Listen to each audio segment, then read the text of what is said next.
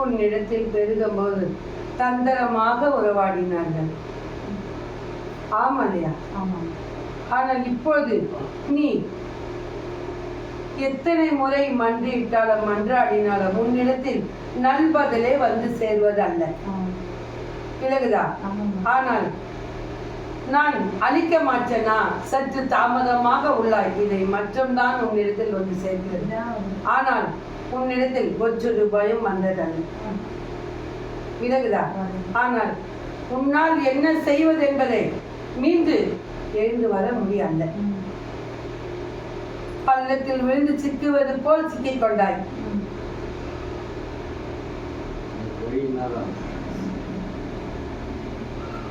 அவன் அழிக்கணும் என்ற எண்ணமே அல்ல.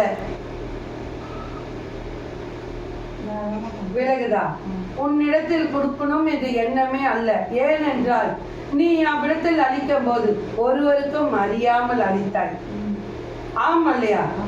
அதனால் உன்னால் யாரிடத்தும் சொல்ல இயலாது என்ற கர்வத்தில் உள்ளானவன். விலகுதா? அதைதான் கூறுகிறேன். நீ ஒருவரிடம் சொல்ல இயலாது என்று கர்வத்தில் உள்ளானவன். இவளால் சொல்ல முடியாது. அதனால் தந்திரத்தை கையாள வேண்டும் என்று அவன் உன்னிடத்தில் நீ கூறுவதை அனைத்துமே அவன் உன்னிடத்தில் கூறுகிறான்.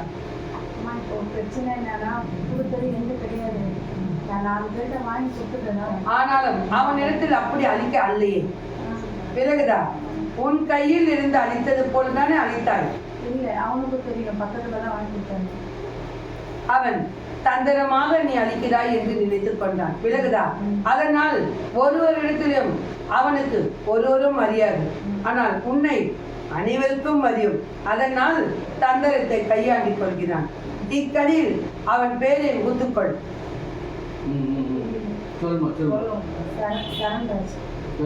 இக்கடியில் அவன் பேரை உகுத்துக்கொண்டு 5 நாள் உன் மண்ணில் வைக்க வேண்டும்.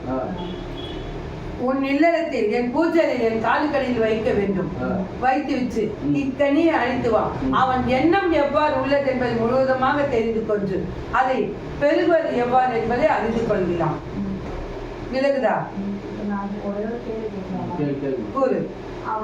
அவன் வந்து லோன் வருதுன்னு சொல்லிட்டு அல்ல. அது ஒரு விஷயம். இப்ப அவன்